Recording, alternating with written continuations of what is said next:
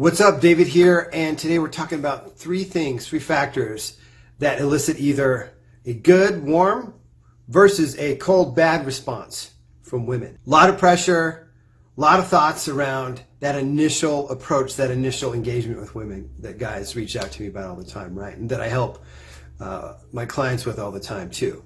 Some clients, usually two-thirds to three-quarters have some kind of difficulty with approaching, engaging initially women they're attracted to. And the other, third to a quarter, not as much. Sometimes it's a little bit, but usually, nothing at all. But they all have problems though with the attractive woman, right? In the women that they find attractive, right?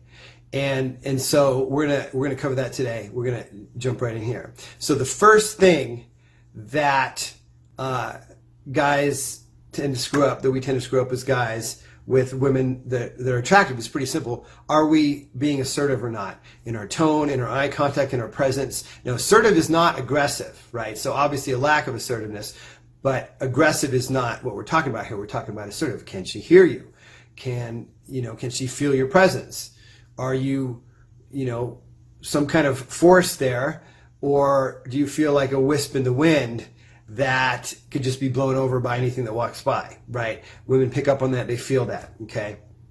And obviously if you lack that, then you're going to, not get much of a response, get a friendly friend zone type of response, but really no interest from the get-go. That can happen, right? That could also happen across the room, and when you're being social with other people, and maybe not even being social with other people, but when you're just walking through your life, right? And that's how when women notice us, and a lot of times guys will get in their head as soon as they see that attractive women and change their vibe, and the whole thing falls apart, right?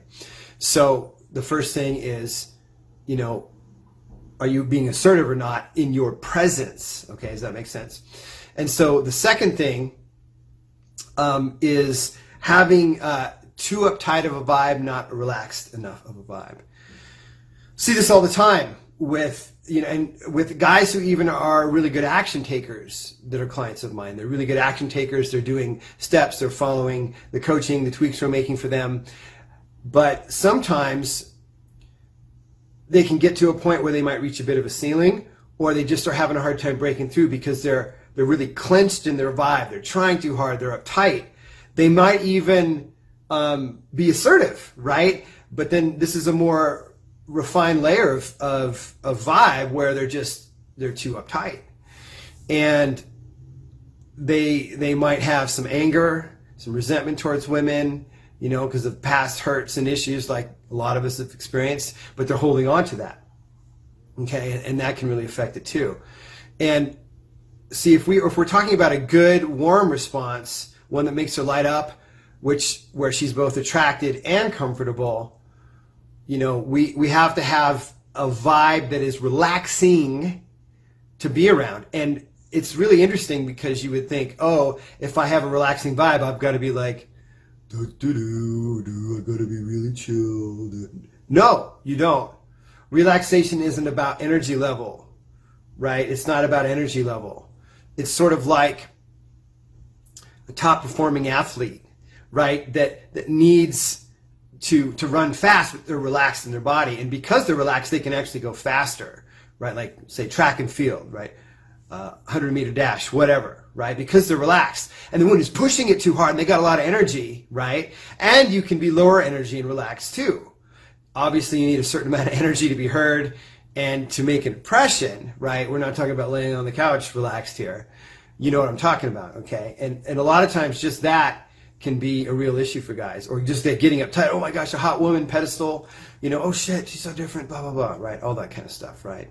So that's the second thing. So we got to work towards having that relaxed vibe along with, we're still assertive like we talked about in the first point. And then the third thing is any kind of sniff of a hitting on type of approach, hitting on type of mindset, which brings the vibe. That hitting on, right? That hunter, as I talk about it. I'm not saying it'll never work, okay? but it doesn't work nearly as well as coming in as when I talk about the king a lot, but coming in with the relaxed vibe, coming in assertive and holding court, so to speak. But here's the thing too, it's like the combination of these three things really need to be in place, right? These are three real primary things. And I spoke to a guy the other week who I know is assertive and he holds court, okay? But on the second point I just talked about, he's uptight and I can hear it. And he's also got a big ego. Like, he's not really open to feedback. He wasn't really open to my perspective because he's good with people and all this stuff, but he's also very uptight and like way too protective as well, of like women that are around him. And if other guys come around, he's open to a degree, but he's not open enough. And it really hurts him. It allows him to get like, you know, pretty cute women, but he can't get more attractive women or higher quality women. And attractiveness is not just the outer, because he's got this uptight thing going on, and he does have some uptightness and some, you know, beliefs and stuff he had around, you know, the much higher quality women. But it all goes back to that, you know, differentiation of hot women pedestalizing and then uptightness. Okay. Now, just going back to the second point there, because I want to show you how all three of these things go together, right? And so that advancing pursuer or over pursuing, you know, hitting on, which kind of goes back to being too aggressive. They all kind of tie together. They all overlap. It's like a Venn diagram here, right? We've got assertiveness, we've got, you know, relaxation versus uptightness, and then we've got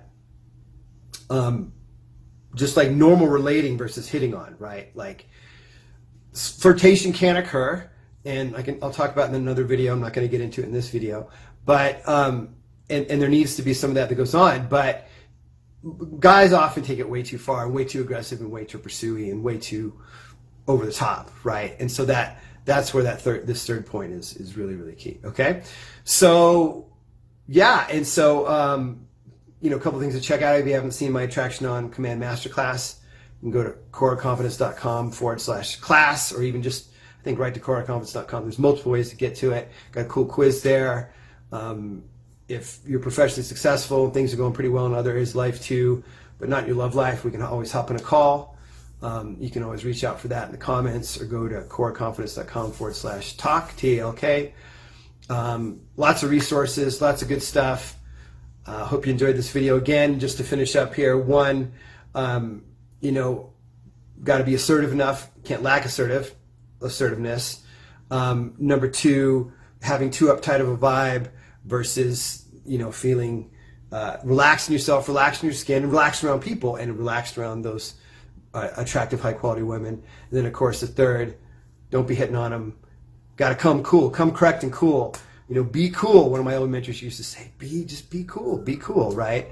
It's not cool like, hey, Fonzie, but you're just, you know, regardless of your energy level, you're still pretty chill. Okay, so I hope that helps, and we're complete. Bye.